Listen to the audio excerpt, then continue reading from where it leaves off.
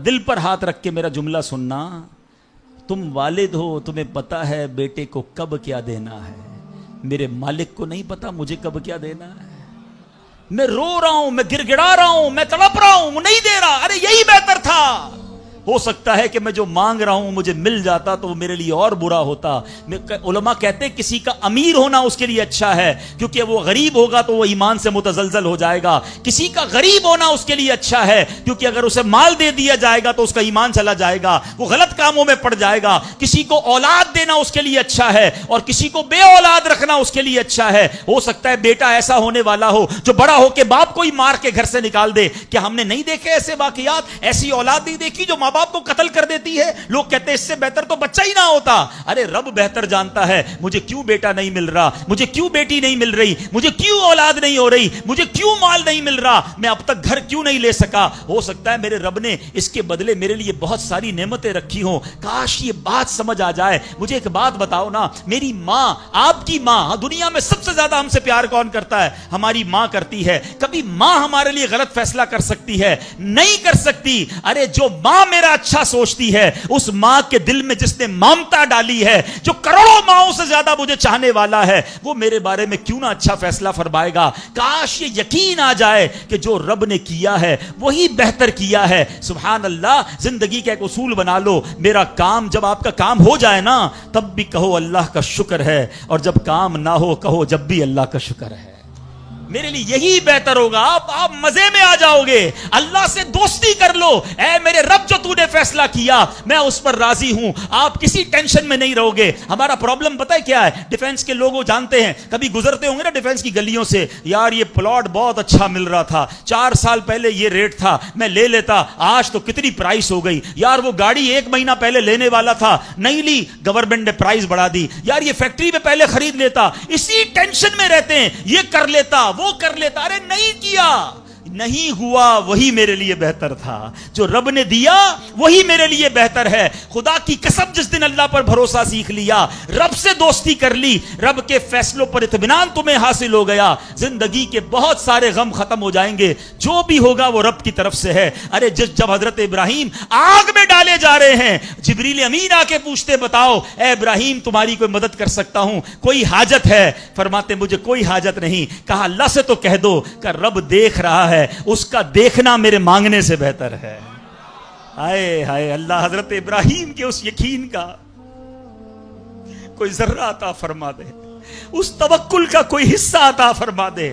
باتیں تو ہم بڑی بڑی کرتے ہیں، مگر جب سر پہ پڑتی ہے، جب کوئی مشکل آتی ہے، پھر ہمارا یقین ہل جاتا ہے۔ اللہ مجھے بھی اور آپ کو بھی اپنی سچی محبت عطا فرمائے، سچا یقین عطا فرمائے، سچا بھروسہ عطا فرمائے۔ اور یقین کریں جس دن رب پر بھروسہ مل گیا، آپ کی مشکل، آپ کی غم کی آگ باغ بننا شروع ہو جائے گی، آپ کی مشکلیں آسان ہونا شروع ہو جائیں گی۔ اللہ کریم آج اس مبارک رات کے صدقے ہم سب کو اپنا بھروسہ نصیب فرمائے۔ الحمدللہ ایسی پیاری باتیں دعوت اسلامی کے اس پیارے ماحول میں سکھائی جاتی ہیں۔ میری گزارش ہے اس مدنی ماحول سے وابستہ رہیں۔ آج تو ماشاءاللہ فیضان اسلام مسجد میں اچھی تعداد میں عاشقان رسول آئے ہیں۔ ہر جمعرات آیا کریں، پابندی سے آیا کریں۔ دیکھیں بیان سنتے تو سیکھنے کو ملتا ہے نا۔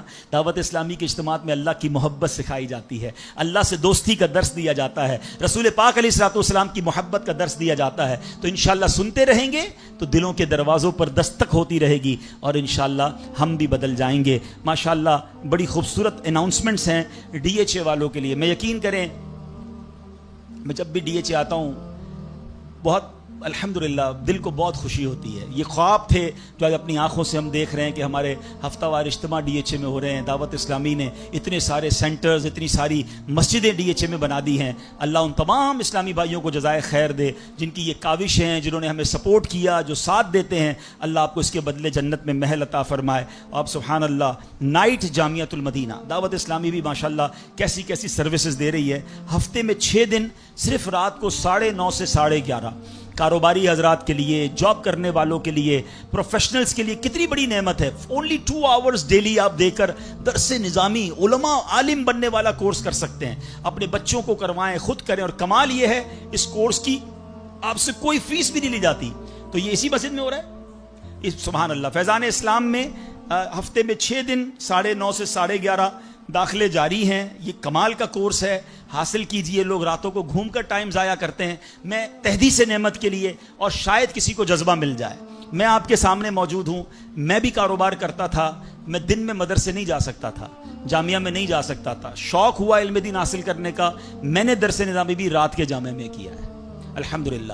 تو رات کا صبح کاروبار پہ بھی جاتے تھے، رات کو درس نظامی کرتے تھے، پڑھتے پڑھتے 5 درجے پورے ہو گئے، پھر آخری کچھ درجے دارالعلوم امجدیہ میں حاضری ہوئی. تو کہنے کا مقصد یہ بہت بڑی نعمت ہے، آپ اس کو حاصل کیجئے. پھر سبحان اللہ، چھوٹے بچوں کے لیے، ٹین ایج کے لیے، آج کل گرمیوں کی چھٹیاں ہیں، دعوت اسلامی نے اس کے لیے بھی خوبصورت کورس ڈیزائن کیا ہے. ہمارا ایک ڈپارٹمنٹ ہے FEN، ان کا سمر کیمپ ہے 10 سے 15 سال کے بچوں کے لیے. جون کی 3 تاریخ سے لے کر جولائی کی 25، منڈے سے لے کے تھرسڈے، اور شام 4 سے 6 بجے تک کا یہ کورس ہے. بہت خوبصورت اس میں کورسز ہیں، بچوں کو سکھایا جائے گا. ان دونوں کی ڈیٹیلز کے لیے آپ یہاں پر ہمارے ذمہ داران سے رابطہ کر لیں اجتماع کے بعد، تو آپ کو مزید اس کی تفصیل انشاءاللہ امام صاحب ہیں یا ہمارے جو نگران وغیرہ موجود ہیں، یہ آپ کو انشاءاللہ بتا دیں گے. اب آئیے، ہر شب جمعہ اور جمعرات کی جو رات ہوتی ہے، شب جمعہ ہمیں کچھ درود پڑھائے جاتے ہیں، کچھ دعائیں پڑھائی جاتی ہیں. انشاءاللہ اب ہم اپنے معمولات پورے کرتے ہیں. بزرگوں نے فرمایا، جو شخص ہر شب جمعہ اور جمعرات کی جو درمیانی رات ہے، جو یہ رات گزر رہی ہے، یہ درود شریف پابندی سے کم از کم 1 مرتبہ پڑھے، موت کے وقت سرکار مدینہ صلی اللہ تعالی علیہ وسلم کی زیارت کرے گا، اور قبر میں داخل ہوتے وقت بھی، یہاں تک کہ وہ دیکھے گا کہ سرکار مدینہ صلی اللہ تعالی علیہ وسلم اسے قبر میں اپنے رحمت بھرے ہاتھوں سے اتار رہے ہیں. آئیے مل کر پڑھ لیں، اللہم صلی وسلم وبارک علی سیدنا محمد النبی الأمی الحبیبی العالی القدر العظیم الجاہ وعلا آلہ وصحبہ وسلم. حضرت انس رضی اللہ عنہ سے روایت ہے کہ تاجدار مدینہ صلی اللہ تعالی علیہ وسلم نے فرمایا، جو شخص یہ درود پاک پڑھے، اگر کھڑا تھا تو بیٹھنے سے پہلے، اور بیٹھا تھا تو کھڑے ہونے سے پہلے، اس کے گناہ معاف کر دیے جائیں گے. مل کر پڑھ لیں، اللہم صلی علی سیدنا و مولانا محمد وعلا آلہ وسلم. جو یہ درود پاک پڑھتا ہے، اس پر رحمت کے 70 دروازے کھول دیے جاتے ہیں. مل کر پڑھ لیں، صلی اللہ علی محمد. علامہ احمد صابی رحمۃ اللہ تعالی علیہ بعض بزرگوں سے نقل کرتے ہیں، اس درود شریف کو ایک بار پڑھنے سے 6 لاکھ درود شریف پڑھنے کا ثواب حاصل ہوتا ہے. مل کر پڑھ لیں، اللہم صلی علی سیدنا محمد عدد ما فی علم اللہ صلاة دائمة بدوام ملک اللہ. ایک دن ایک شخص آیا تو نبی پاک علیہ الصلوۃ والسلام نے اسے اپنے اور صدیق اکبر رضی اللہ تعالیٰ عنہ کے درمیان بٹھا لیا. اس سے صحابہ کرام کو بڑی حیرت ہوئی کہ یہ کون بڑے مرتبے والا شخص ہے. جب وہ چلا گیا تو سرکار دو عالم علیہ الصلوۃ والسلام نے فرمایا، یہ جب مجھ پر درود پاک پڑھتا ہے تو یوں پڑھتا ہے. آپ بھی پڑھ لیجئے، اللہم صلی علی محمد کما تحب وترضى لہ. شافع امم صلی اللہ تعالی علیہ وسلم کا عظمت والا فرمان ہے، جو شخص یوں درود پاک پڑھے اس کے لیے میری شفاعت واجب ہو جاتی ہے.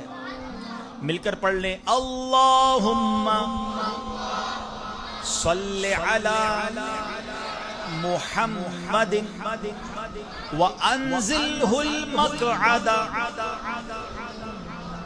المقرب عندک یوم القیامہ. حضرت ابن عباس رضی اللہ عنہ سے روایت ہے کہ سرکار مدینہ صلی اللہ تعالی علیہ وسلم نے فرمایا اس کو پڑھنے والے کے لیے 70 فرشتے 1000 دن تک نیکیاں لکھتے ہیں. مل کر پڑھ لیں. جزا اللہ عنا محمدا ما ہوا اہلہ. فرمان مصطفیٰ صلی اللہ علیہ وسلم جس نے اس دعا کو 3 مرتبہ پڑھا گویا اس نے شب قدر حاصل کر لی. مل کر پڑھ لے. لا الہ الا اللہ الحلیم الکریم سبحان اللہ رب السماوات السبع ورب العرش العظیم. لا الہ الا اللہ الحلیم الکریم سبحان اللہ رب السماوات السبع ورب العرش العظیم. لا الہ الا اللہ الحلیم الکریم سبحان اللہ رب السماوات السبع ورب العرش العظیم. صلوا علی الحبیب